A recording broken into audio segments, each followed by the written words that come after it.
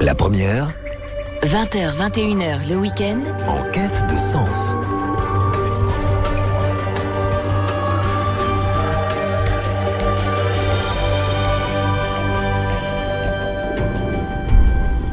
Robert Hostetter au micro de La Voix protestante. Bonsoir à chacun et chacune d'entre vous. Notre invité de ce jour, Jean Cornet, est prédicateur laïque et il nous propose ce soir une réflexion dont le titre est « La peur de Pâques » et c'est le texte du chapitre 16, les 8 premiers versets de l'évangile de Marc, qui sert de texte de référence. Je vous lis ces quelques versets.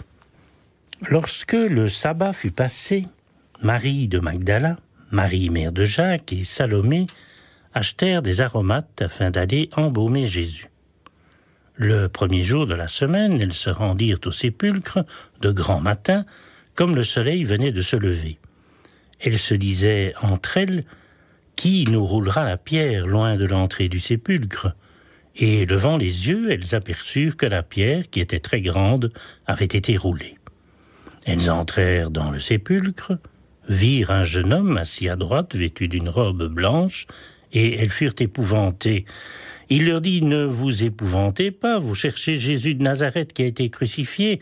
Il est ressuscité, il n'est pas ici. Voici le lieu où on l'avait mis. Mais allez dire à ses disciples et à Pierre qu'il vous précède en Galilée. C'est là que vous le verrez, comme il vous l'a dit. » Elles sortirent du sépulcre et s'enfuirent. La peur et le trouble les avaient saisies, et elles ne dirent rien à personne à cause de leur effroi.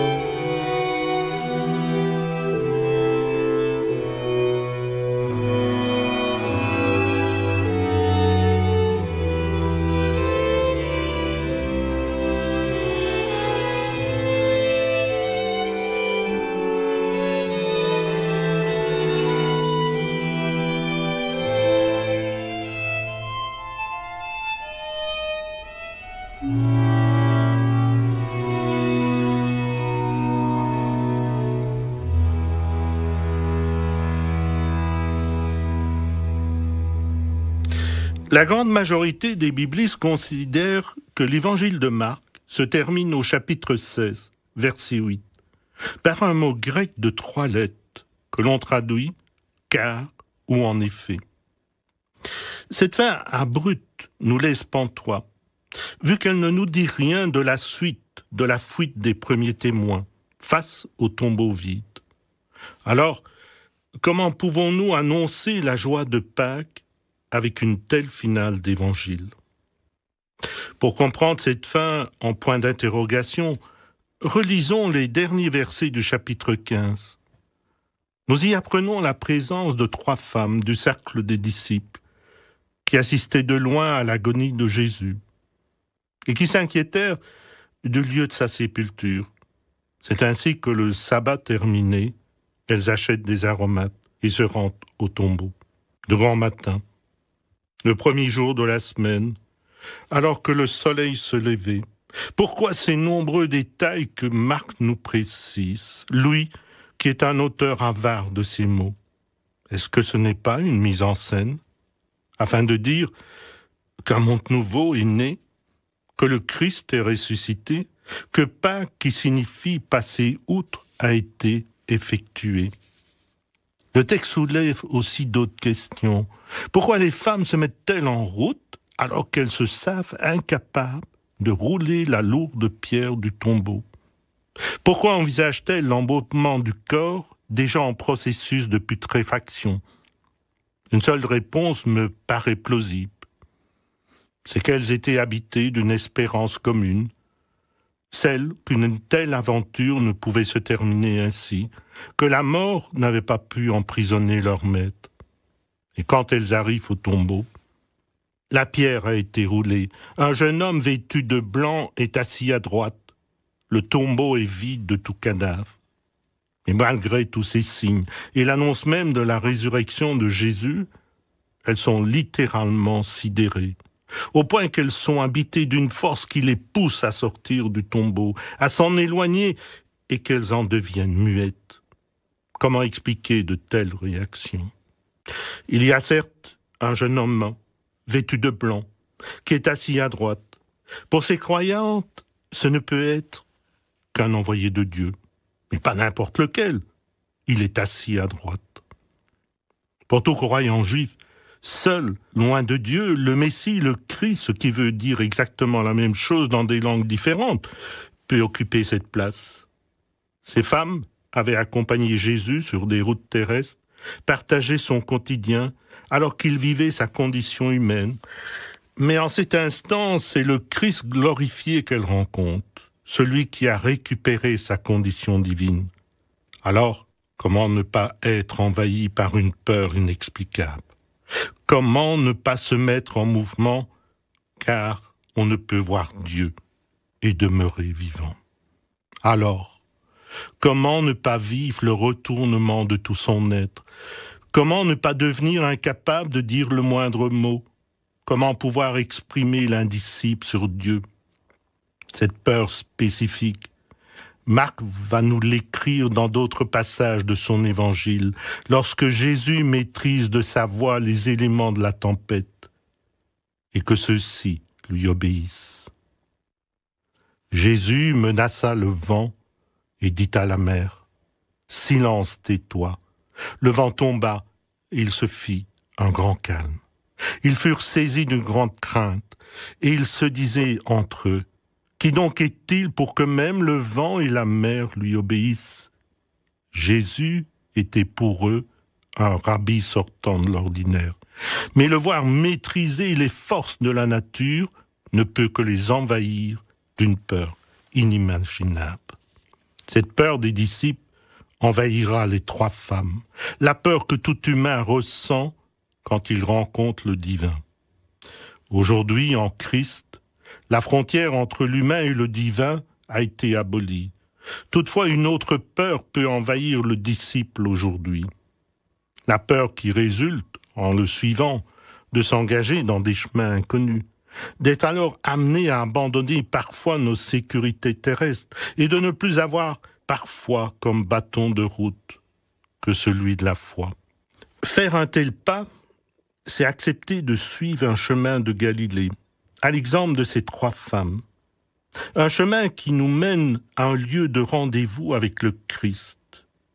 Cette Galilée n'est pas celle des trois femmes, mais la nôtre. Cette Galilée n'est pas un lieu géographique précis, mais c'est le lieu de nos quotidiens, de notre intime. Répondre à cette invitation, c'est comme ces trois femmes, accepter de quitter nos tombeaux, nous en éloigner, afin de nous mettre en mouvement. Nos tombeaux ne sont pas de pierre. Nos tombeaux, ce sont les lieux de nos morts, celles de nos fragiles et illusoires sécurités. Des morts qui se cristallisent dans la contemplation de nos échecs et qui orientent nos regards vers le bas, à l'opposé de sa lumière qui vient d'en haut. Les femmes sont allées vers l'avant, et pourtant, elles n'avaient pour seule certitude qu'une pierre roulée, qu'un tombeau vide et une parole entendue. Si Marc a relaté leur chemin dans son évangile dans une fin abrupte, n'est-ce pas pour nous inscrire dans cet espace écrit en blanc?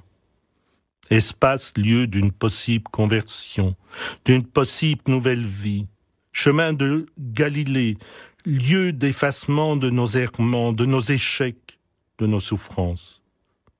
Comment aller en Galilée, direz-vous? L'apôtre Paul nous a donné un chemin. Je vous rappelle, frères, l'évangile que vous avez reçu. Christ est mort pour nos péchés, selon les Écritures. Il a été enseveli, il est ressuscité le 3e jour, selon les Écritures. Aller en Galilée, c'est donc se référer aux Écritures, les méditer, les laisser pénétrer au plus profond de nous-mêmes. Une des grandes affirmations des réformateurs est « sola scriptura », c'est-à-dire l'écriture seule. Aussi, en cette année liturgique consacrée à l'évangile de Marc, relisons cet évangile et vivons ainsi Pâques au quotidien.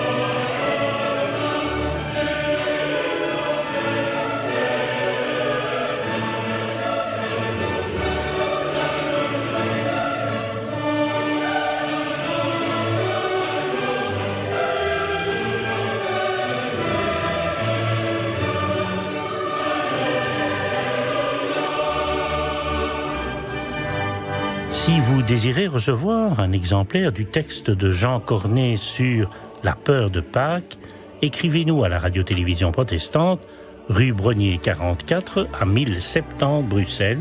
C'était l'émission hebdomadaire de la Voix protestante. Bonne soirée et à samedi prochain.